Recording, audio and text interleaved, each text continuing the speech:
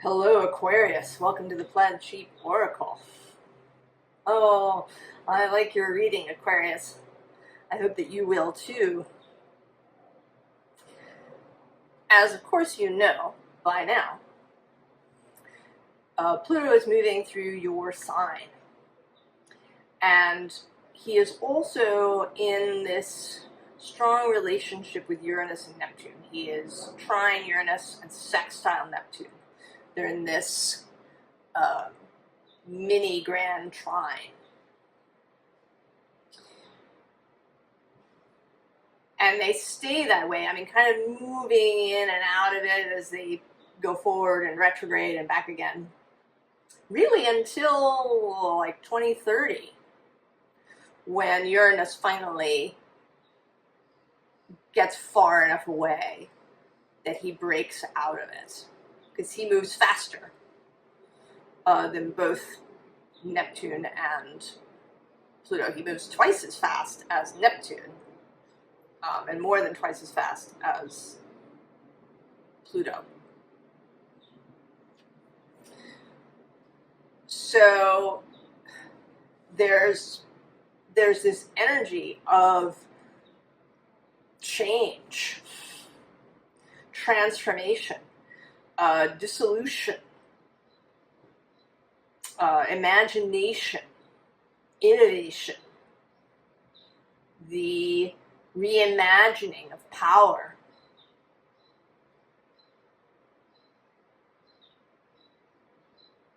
That is available right now. And it's actually really strong. End of July, beginning of August. Neptune. Well, Pluto's already in Aquarius. Neptune is hanging out at the early degrees of Aries with Saturn. And Uranus is about to enter Gemini on July 7th. Then there is this intense new moon in Leo on July 24th, opposite Pluto, almost exactly opposite Pluto.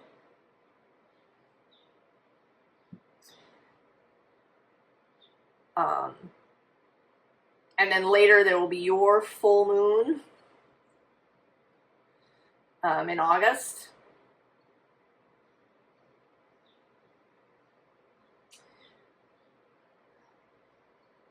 And then there's this kite formation that happens after this new moon. Firstly, the moon herself forms this kite, right? So in the first couple of degrees of Libra. So there's a grand trine with Pluto, Uranus, and then this planet in Libra. And it is opposite Saturn and Neptune in Aries. So there's a kite formation.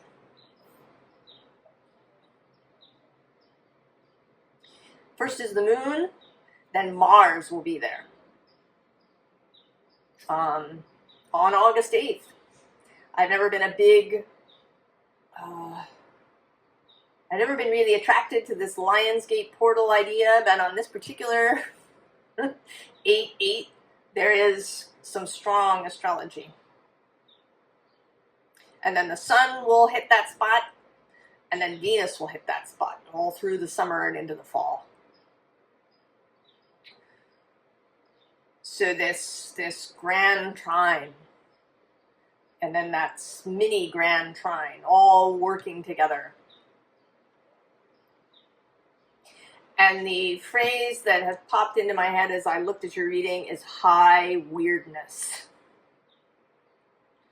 High weirdness. If you think you know what's going on, if you think you know what's going to happen, maybe you've been listening to people who are really quite certain they know what's going on. That is an illusion. You don't. I feel like I want to say I guarantee that things will be different than you expect. And then also this is an opening to maybe expect that, to expect the unexpected, to expect the high weirdness, to revel in it. So begin with this card, which says Wrath, but is actually just coming through as, right, as this confusion, chaos, or what appears to be chaos. It's making me think of a murmuration, which appears to move randomly around the sky. It seems amazing. These birds don't crash into each other, but of course they don't. They're all interconnected.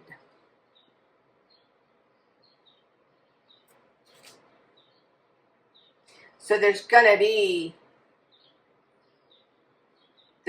what at least appears on the surface to be chaos. The visible underlying here is this waterproof. And actually below that is luck. So the key here is to not resist.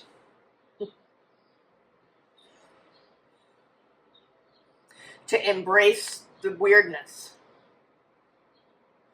To embrace your individuality. The beauty of Aquarius is the joining of the individual and the community. The ability for these two things to exist simultaneously, to collaborate, in fact.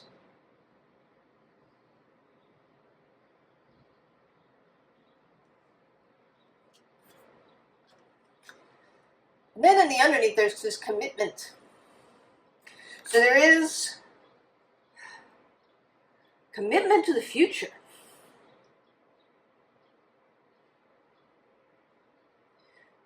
Commitment to allowing the future to be different from the past.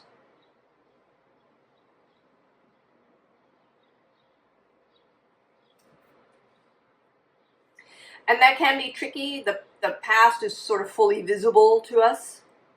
It's easy for us to call it up. We have it in our own memories, and of course it exists for us in books and movies and discussions and things.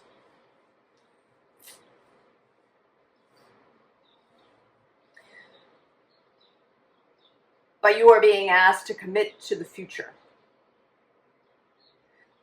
and to this high weirdness. This is a new deck I got called the Tarot of the Unexplained. It's sort of not my usual thing I'm normally attracted to, but I've really been enjoying it.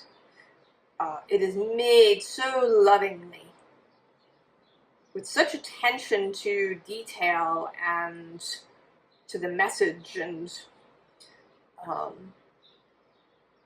anyway, your first card is the Puka.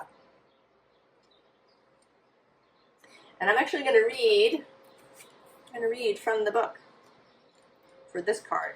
I won't do it for everything, but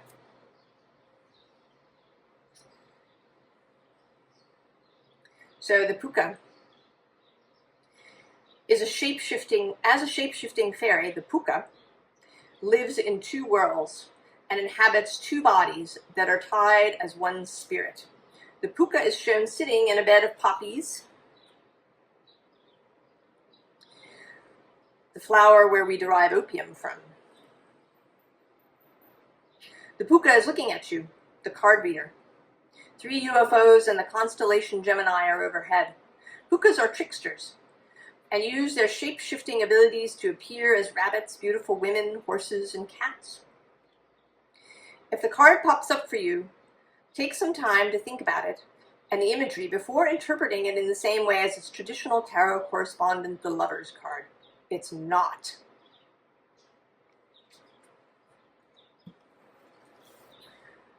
So,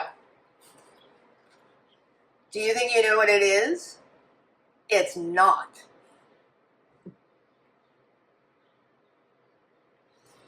Below that, we have this 7 of saucers, and this woman is being taken up. And she's welcoming the take up. Her arms are raised.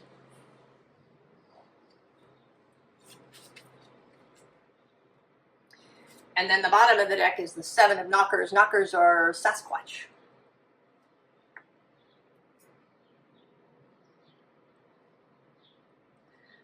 And this is the 8 of knockers, the 8 of wands. It's about acceleration in this card. About the building of momentum. There is a building of momentum.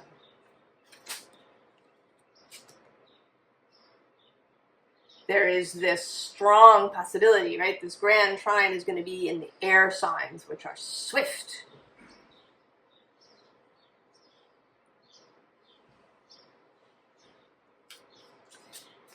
Now we start here with the skeptic of knockers. He lives in the king position. King of wands. And, you know, the knocker is right behind him, but he's just not, right? He's encountered things, but he's sticking to his guns.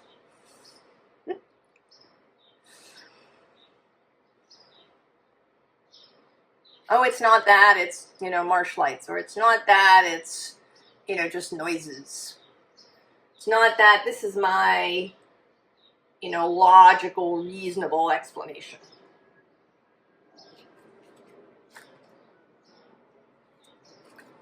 But then we get the Ace of Ghosts, the Ace of Swords.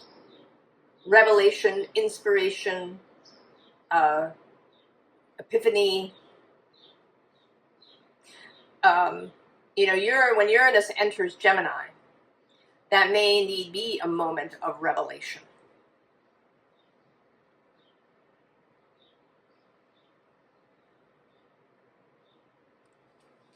And he's coming with his experiences in Taurus. And just before he shifts, Venus will meet him.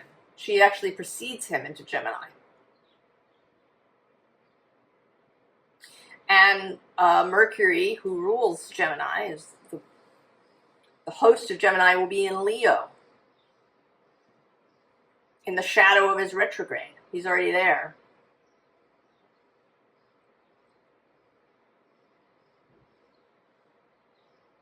There's an energy of creation,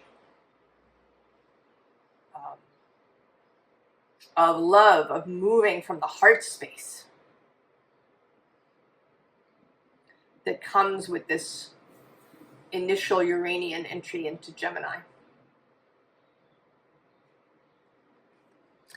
And then we get the Nomos ship. So this is about the seeding of the earth.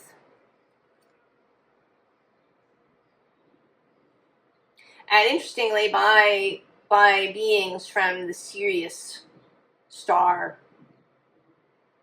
system. This is about a myth that people have of being brought here, that the human race was seeded. Now, I don't know, is that true? Personally, I don't think it is. I think human life began here.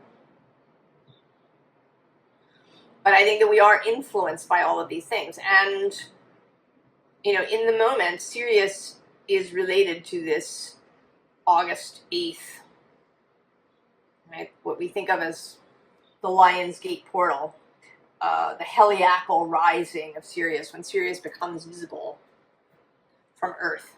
And it actually happens on different days, depending on the latitude that you're at. It's not always on August 8th. I think August 8th has always been sort of appealing as 8-8. But I think that it's more than just the single day. I think there's a whole time span as Sirius becomes visible to different latitudes on Earth.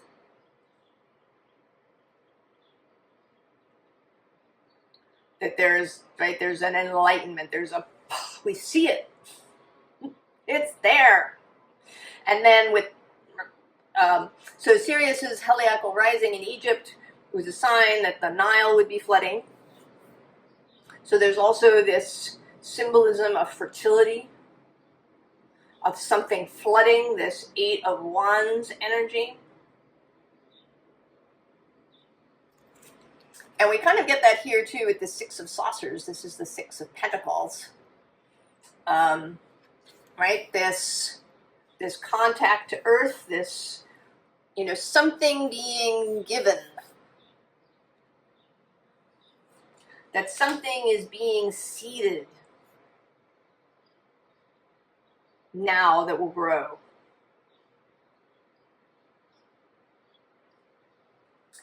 And then we have surrender. So, I don't think that there is anything, I think that all of us have things that maybe we will be inspired to do at different points during this process. Ooh.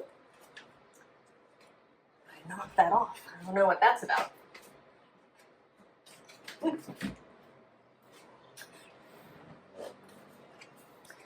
But really, we are being asked to surrender to the process. Right below that, we have this protection card. And more than that, she's not looking where she's going. The bird is just taking her.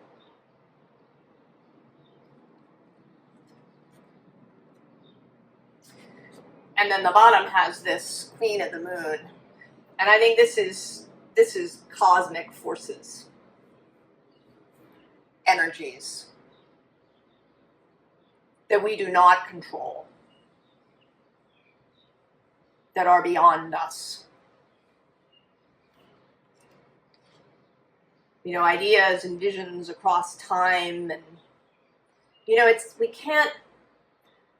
I don't think that we can grasp it. We try to. We put names to things. We talk about dimensions and the 3D and the 5D, and we try to put boxes and labels and things so that we can, sometimes so that we can talk about it, so that, we can maybe wrap our mind around it.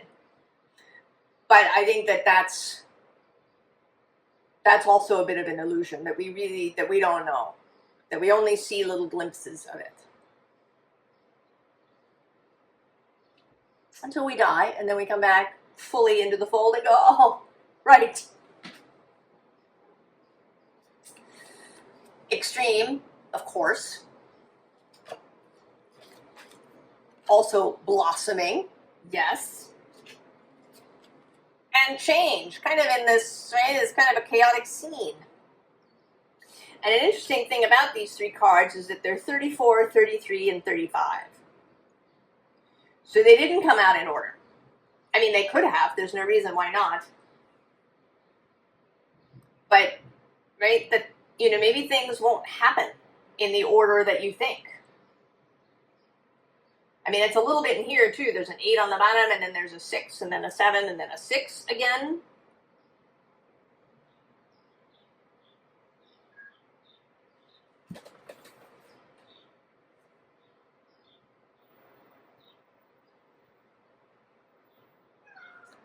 And I'm going to have to pause you for just a second. So even this reading is not going in the way that I would envision it. It's been interrupted by Jupiter the cat, and by earlier, before I even started, there was an interruption, and an interruption from my own brain.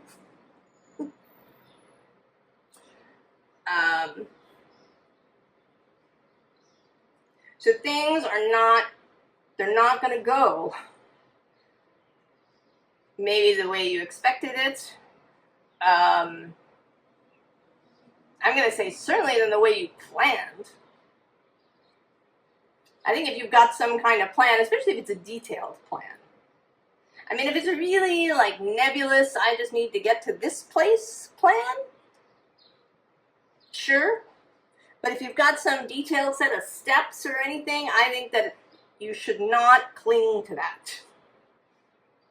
And I usually say should, but I think it would be wise to not attempt to cling to the way you envisioned something or expected something.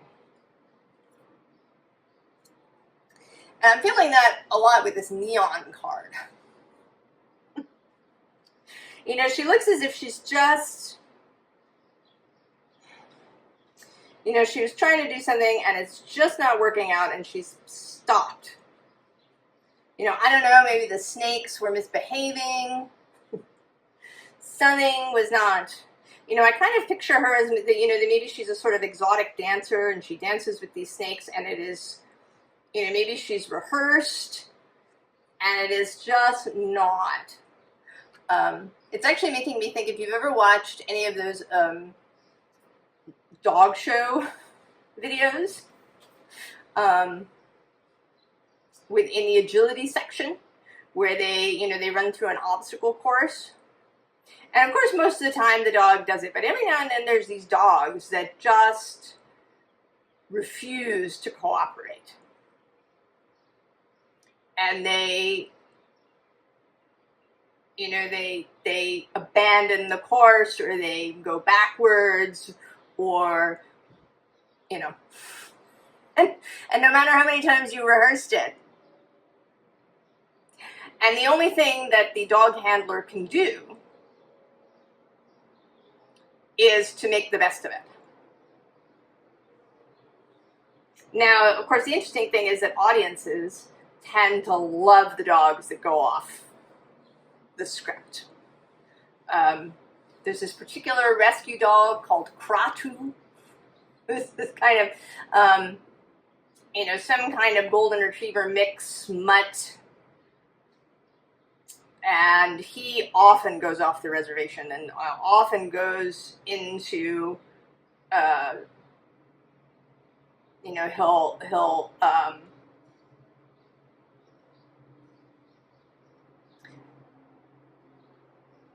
you know, he'll like take the obstacle course apart, or, you know, and now I'm sort of pausing because I use that phrase "off the reservation," which is not really a nice phrase, right? Having to do with the way the native peoples here in the U.S. were confined. But for some reason, that phrase kept repeating. It wouldn't go away. And I think it wants to talk about the way that our own minds, right? We've been boxed in some way by the prevailing culture. And this doesn't have anything to do with any specifics. US, Europe, China, Africa, it doesn't matter. It's not, right? It's not about real world details. This is about the concept of living with your mind in a box. And if your mind is in a box, then your body's in a box. Even if you know, travel the world, if your mind is in a box, your body's still in the box. Your life is in the box.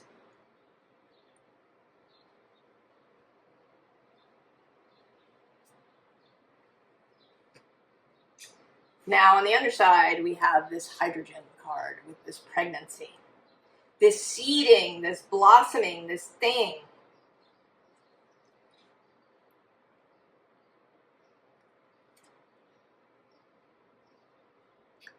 And then silver, right? Connection. There's also a little bit of a callback to the puka, right? The two aspects, the earthly aspect and the soul aspect coming together.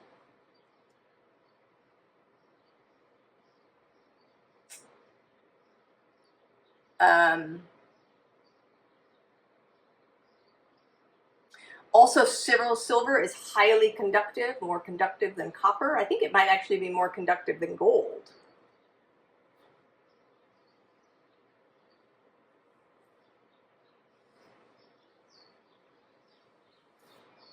So there's speed of transmission of the electricity, of that electricity of Uranus. We are having this grand air trine.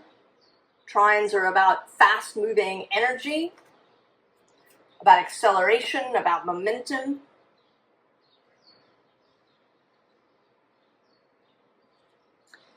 And this palladium, which is seeming now like she's about to drop those balls.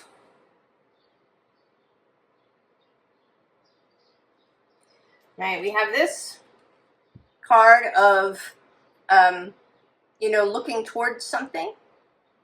She's got these wings, she is unencumbered. And then on the other side is this person with their head in a box, in a cage. Looking towards this free person with longing.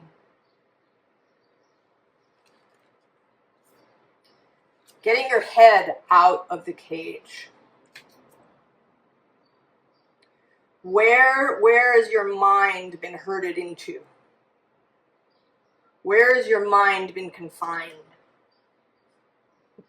I watched a little video the other day, and I didn't watch most of it, but I think I was there just to see this little quote that was from an initial meeting of the very first board of education in the United States. That it wasn't a governmental thing, it was a private thing that first appeared in the 19th century. And I don't exactly remember the quote, but essentially, it is explicitly saying that the educational system is meant to create followers. Created, right, to a docile, in fact, the word docile is used.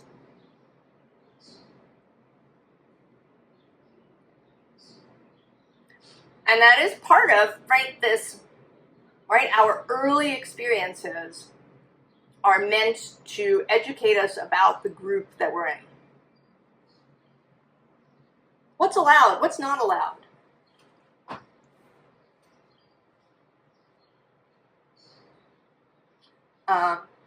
I have Aquarius on the 8th house cusp. And I've always found Aquarius a kind of tricky energy. But I've been moving more into it and kind of understanding how it works in my life. And one of the ways is that I have always been a skeptic of authority, of received wisdom, of everybody says, or this is the way it is. And maybe this is part of why I am delivering this message. And this is not, I think, about, tearing down society and burning everything to the ground. That's the received wisdom way, right? You have to have a revolution. That's what everybody says. You have to have these things. You have to chop off a bunch of heads. But why? Who says? Just because that's the way we did it before? Screw that.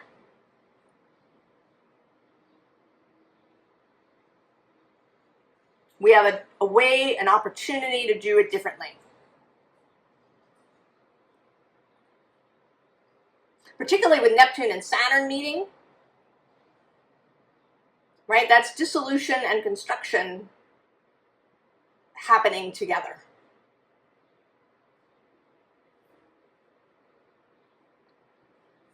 That it doesn't have to be about wrath and violence and burning things to the ground.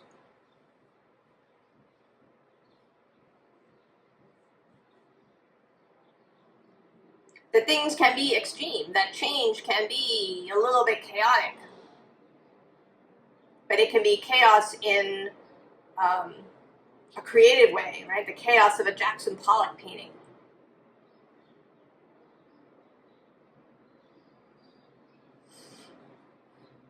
And so we have fertility. Below that, reciprocity. And then actually this action as well. But kind of beautiful, right? She's, you know, she seems to be climbing a mountain in a ball gown.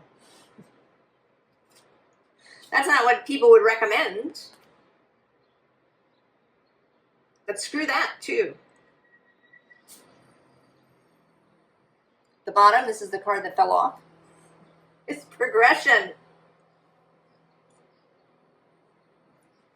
Not, you know, actually, even in the word revolution, right? To revolve is to go around, right? It's kind of to come back right to where you were.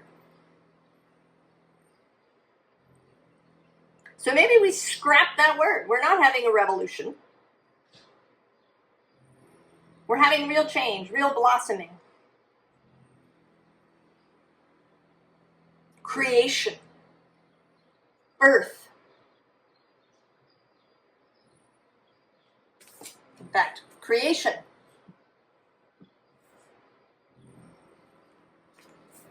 Accomplishment.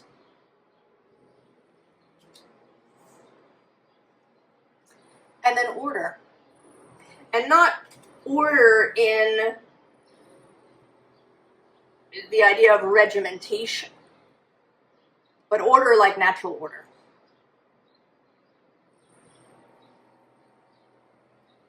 Where there is growth and change and shift, but where things work together.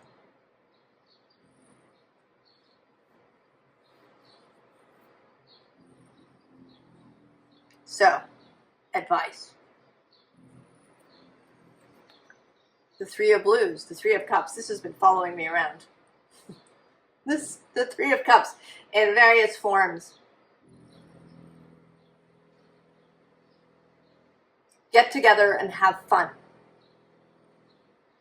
Get together with other people who have the same values.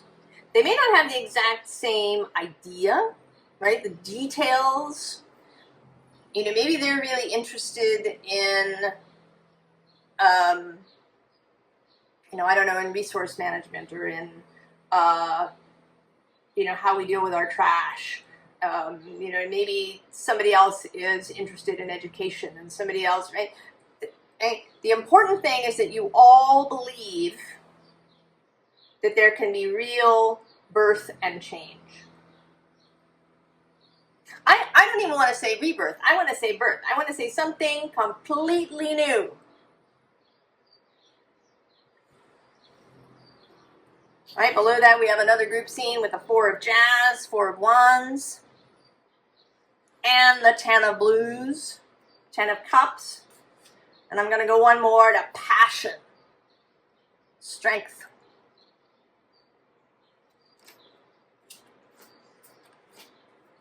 This Leo energy is really important going forward.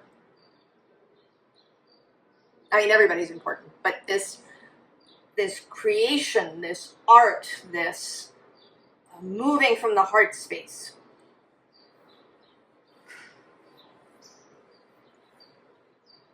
You know, and Leo being fixed fire, right, has the ability to hold, you know, these strong, accelerating energies. Right, I think of Leo as the bonfire, right, the ability to hold the bonfire where people will gather. Because on the bottom of the deck, we do have the Tower.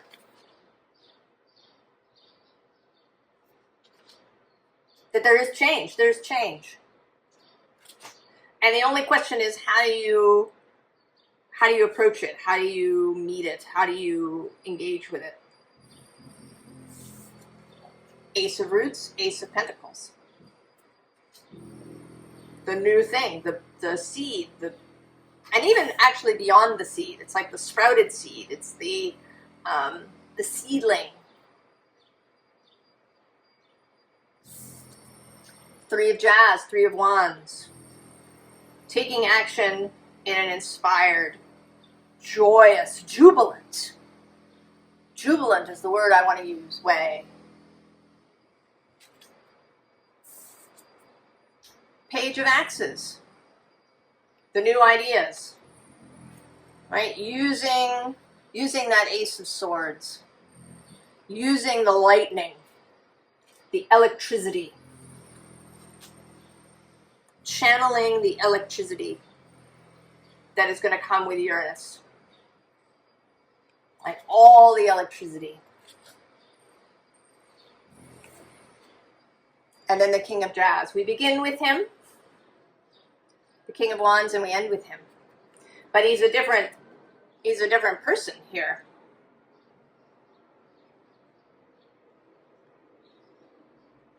I'm actually feeling sort of magician vibes.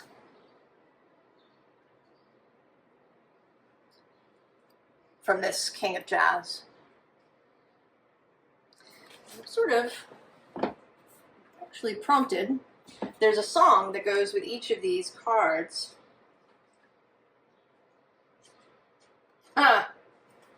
So the song, and you can go find it, is Didn't He Ramble? Mrs. Wynton Marsalis.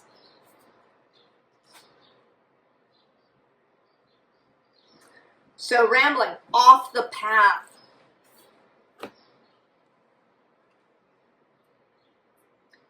Into the new.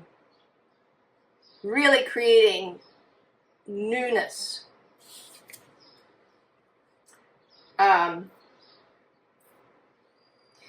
Because the puka came out here, I was minded to pull cards from the Fairy Oracle, because there is the Pook, is a fairy here.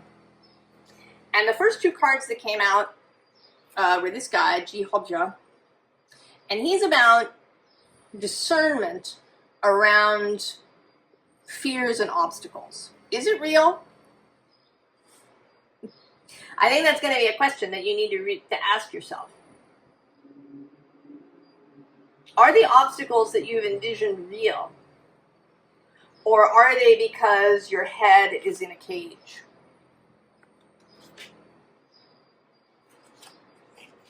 And we have Caitlin the Sylph, who is about intellectual discernment and clarity. Seeing clearly what can be, what is possible, what is joyous and beautiful. And then I went looking for the Pook. And in this deck, he also talks about perception, finding the good in the bad and the bad in the good, these kinds of things. Is it real? Is it what I think it is? Is what I've been told true? And he was between the Rar, which is all about energy, right? The Eight of Wands, the acceleration, the momentum building.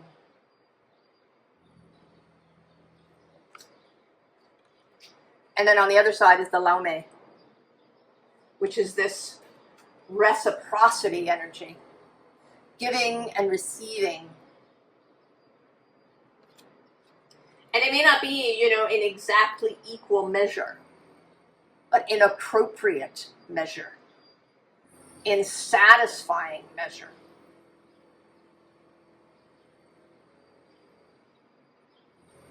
We talk a lot often in spiritual circles, and you hear it in tarot, that you should have a balance, right? A balance between giving and receiving, and a balance of masculine and feminine, and all of these things.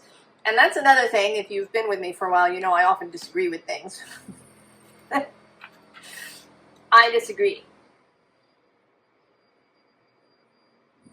I think it's dynamic.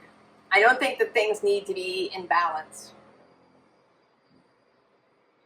I think they need to be in integration and in mutuality. So there's a connection, there's an understanding. But maybe you do give a lot more than you receive, but it feels good and it works for you. Or maybe you receive a lot more than you give, and that works too.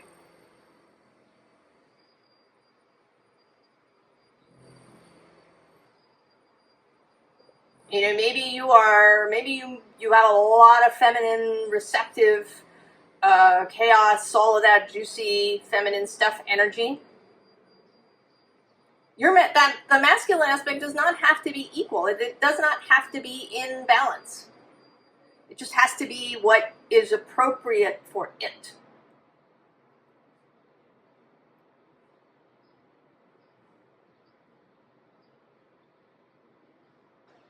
What is right rather than, what is equal. Right? The natural order of things. I mean, I have a whole sense that part of what this shift is about humanity returning to a real full understanding that we are nature. That we are not separate. Whether you separate yourself because you think that humans are above nature, that we are meant to control it in some way, or if you separate yourself out because you think humans are awful, it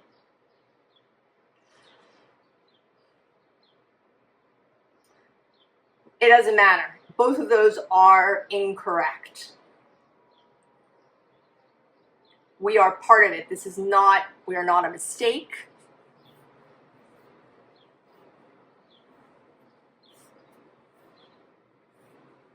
Right? There's a process of separation, of exploration, perhaps. And that this is a reintegration with nature. It is, I mean, I know I've talked about this being new, and birth, not rebirth. But there is also an essence of coming home. Which is this is the Chariot associated with Cancer. The seeding, the coming home to the true self, the reorienting of our compasses. And that this will create something that has never been seen. It may take a while. May not happen overnight, I don't know. But then again, it could. Who the heck knows?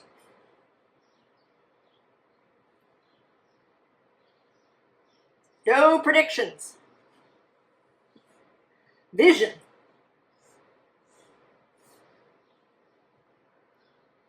Of what you would love this world to look like.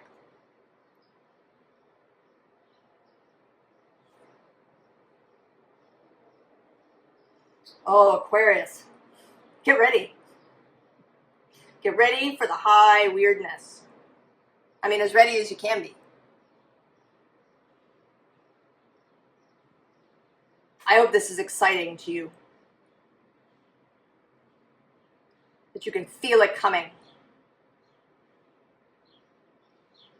I wish you great adventure and all the very best, Aquarius, and I'll see you next time. So long.